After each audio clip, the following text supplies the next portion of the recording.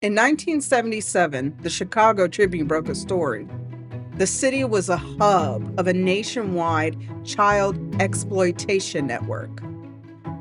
One of the men connected to that ring lived with none other than John Wayne Gacy. The story that we've been told of a lone serial killer starts to fall apart. Once you start digging a little deeper, seems like Epstein-level operations were happening a long time before we finally caught on. In this video, we're going to uncover some key players and how they may have been part of an organized system that was protected and kept hidden from the public.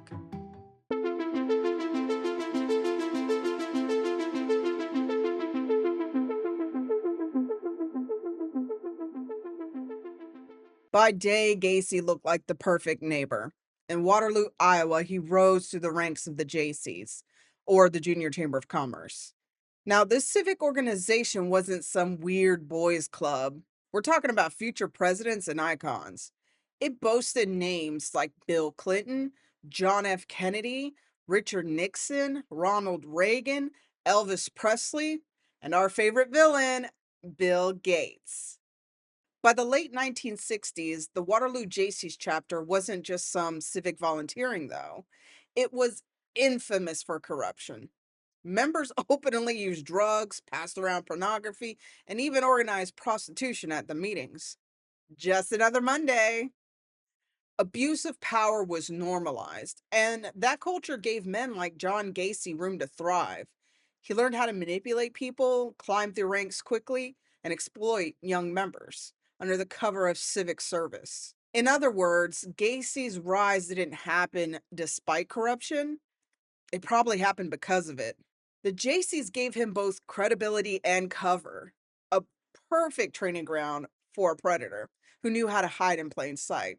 However, Gacy couldn't control himself and assaulted the son of a fellow Jaycee member, Donald Voorhees Jr., no relation to Jason Voorhees, under the guise of Jaycee social events. This crime ultimately led Gacy to his first conviction for sexual assault in 1968. He served only 18 months out of a 10-year sentence. And as a part of his parole conditions, he had to move to Chicago and live with his mother. As a result of this conviction, Gacy's wife filed for divorce and custody of his children. He was released in June 1970 and moved to Chicago, where his real reign of terror began. Gacy never saw his wife and children ever again. So when Gacy moved to Chicago after prison, he didn't just join Democratic politics. He stepped into one of the most notoriously crooked political ecosystems in America. Chicago in the 1970s was dominated by machine politics, where deals were cut between city officials, union bosses, and of course, the Chicago outfit, the mob. Corruption touched everything from law enforcement to the courts. Now, whether or not Gacy personally dealt with the mob, the environment itself created blind spots. So, if you were politically useful or small enough compared to bigger fish, you were ignored. That system of corruption gave men like Gacy the space to operate. So, Gacy wasn't even hiding. More than likely, he was shielded by a city where corruption was the norm. And while he worked the system by day, on the weekends, he slipped into his other disguise. He would paint his face white, throw on a rainbow wig, and become Pogo the Clown, entertaining kids at birthday parties, fundraisers, and hospitals. The crazy thing I found that is even in prison, Gacy was trying to fulfill his civic duty for whatever reason. He lobbied for better conditions, boosted morale, and even won guards' pay raises. Outwardly, the model citizen. But predators thrive where trust is currency. And the better the mask, the darker the monster underneath. Between 1972 and 1978, while posing as that model neighbor, Gacy was actually hunting. He lured teenage boys and young men, usually 14 to 21, that were runaways, kids desperate for cash, basically kids that nobody would miss immediately. The trick was simple. He would promise them work, invite them in, then pull out the old handcuff trick, a trick that Dean Corll also seemed to have used. Once restrained, the nightmare began. At least 33 victims sexually assaulted, tortured, strangled, most buried in the crawl space, the rest dumped in the Des Plaines River. When he finally was caught in December 1978, the story should have ended there. But then there came a claim. Other people had keys to his crawl space. One of those names, Philip Paskey. Now, remember that name, because when we get to John Norman, you'll see how Paskey ties it all together. And compared to John Norman's network, Epstein looked like an amateur. Now, shift to Houston, same decade. There's another predator, Dean Corll. He murdered at least 29 boys, still known today as the Lost Boys. The case made national headlines in 1973. So why don't most people know this name? Because Corll had the perfect cover. And also, I feel like the whole Gacy thing overshadowed Corll. Corll worked at his family's candy shop and always had free samples for kids after school. He remembered their names, he asked about their day. Parents saw the Candyman, as he was nicknamed, as the safe neighbor. One of those kids was a 12-year-old David Brooks. Corll groomed him with candy, gifts, trips to the beach, as long as Brooks kept letting him do sexual favors on him. Yeah, at 12. And then Corll, out of nowhere, flipped the script. Bring me other boys, you get $200 each. David Brooks became a recruiter. Soon David brought in Elmer Wayne Henley, 15, street tough, perfect prey. But Corll saw something else. He made the same offer. When Henley asked what was really going on, Corll didn't sugarcoat it. He said, "We're part of a white slavery ring out of Dallas." That's what Henley said that Corll literally said to him. White slavery ring out of Dallas. So there's that. This wasn't just murder, this was business. Between 1970 and 1973, boys kept vanishing. Mostly runaways, kids from broken homes, kids society had already written off. They thought they were heading to parties or getting drugs or maybe making some easy money. But Corll had a trick, the same one that Gacy used. He'd show off how he could slip out of a pair of handcuffs with a hidden key. Then he would hand them over and say, "Here, you try." Once the handcuffs clicked shut, there was no escape. That's when they were dragged into what Corll called his playroom. This room was built for torture. These boys felt like they finally caught a break, but instead they stepped into one of the darkest nightmares in American history. August 8th, 1973. Something snapped. Henley brought friends to Corll's place, including a girl. Corll lost control and threatened everyone. Apparently, Corll didn't take kindly to Henley bringing a girl, who was 15 at the time, to his home.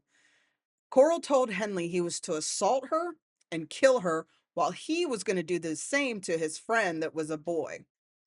Henley couldn't do it. He made Corll believe that he was going to go through with the plan, but instead, when Corll was occupied, Henley grabbed Corll's gun, shot him dead. Case closed, right? Not quite. 2 years later, Houston police raided a separate child exploitation ring, and buried in the evidence were photos of 11 boys, all Dean Corll's victims, which means that images of the victim have traveled, sold, distributed, moved through networks that stretched far beyond Houston, probably really far beyond Houston. Both Gacy and Corll ran in the same era. Both preyed on the same demographic, vulnerable boys, mostly forgotten by society. Both had accomplices, Both buried victims in or around their homes. And more importantly, both hinted at something bigger. Corll outright said that he was tied to a trafficking slavery ring. Gacy insisted others had access to his house. Coincidence? Or is this evidence that neither man truly worked alone? To answer that, you have to know the name of John David Norman. In the 1970s, Norman ran one of the largest child trafficking networks in U.S. history. His fronts had friendly names: the Odyssey Foundation, the Delta Project, Creative Corps. But behind all of them was a system where wealthy dons could literally pay to have boys placed in their homes. The Odyssey Foundation wasn't just a front, it was run like a catalog. Sponsors were wealthy men who paid, fellows were the boys. Norman actually printed booklets with photos, descriptions, and pricing, essentially a menu. Runaways were the main targets, scooped from bus stations and lured in with the promise of shelter or opportunity. What made it dangerous was the level of the organization. This wasn't a predator working alone.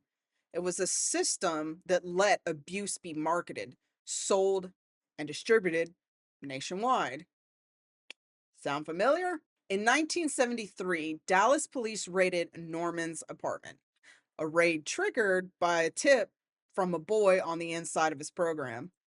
That boy told police that he was about to be sent to Houston, the exact city where Dean Corll was killing boys at the same time. Coincidence? Or was Norman's network feeding victims across state lines? Inside the apartment, police seized 30,000 index cards, potentially representing 50 to 100,000 clients. Some were linked to politicians, federal agencies, and people in positions of power. Sound familiar? But the most damning evidence didn't survive. Those cards were handed to the State Department and then destroyed. Congress actually held hearings on this because lawmakers suspected a cover up. No duh. They wanted answers about who was on those cards and why did the evidence vanish. The official excuse? The cards weren't relevant to a passport fraud case. No names were ever released, no prosecutions, just a few watered down laws and silence. Think about that. The largest known database of predators in America erased, not exposed, not prosecuted, buried. Norman didn't stop.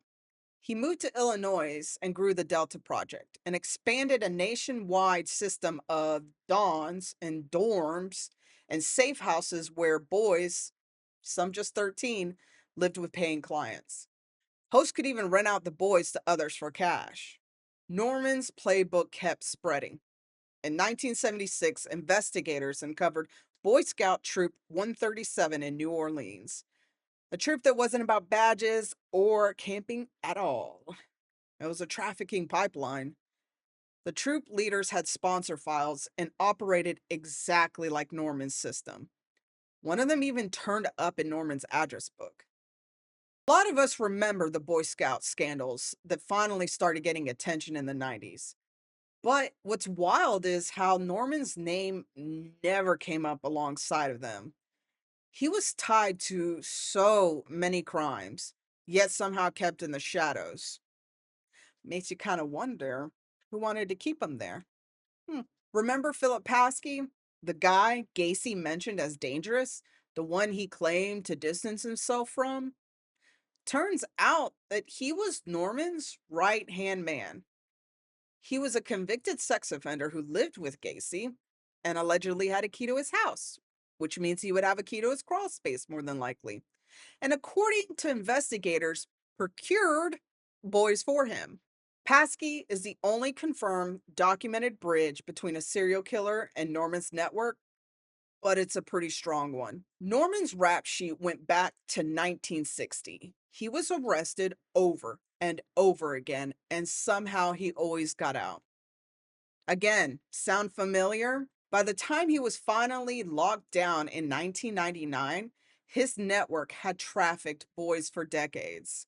And those index cards that could have exposed thousands of clients, gone forever. So let's put this together, okay? John Wayne Gacy, Dean Corll. Two of the worst predators in American history. Both operated in the early 1970s, both targeting the same kind of victims, both with accomplices, both even using the same handcuff trick, and both leaving behind signs that they weren't lone wolves at all. The official story wants us to see them as lone serial killers, but when you connect the dots, you see something so much darker. A network. Protected. Connected. And still echoing today in cases like Epstein and the Franklin scandal. The question isn't whether Gacy or Dean Corll acted alone. I think the real question is how many others were protected by the same system, and how far did it really go? Once you see the bigger picture, it changes everything you thought you knew. Releasing the list isn't as simple as it sounds, even though we really wish it could be, because this system has been in place for over half a century, and I'm sure has tentacles surely reaching internationally. The people being protected and the ones that protected these predators surely aren't going to go down without a fight. But here's the silver lining. Epstein's arrest alone ripped off the mask, and now even the most skeptical can't deny this exists. Yes, the fight for justice is uphill, but the more that we drag these demons into the light, the less that they can hide in the shadows.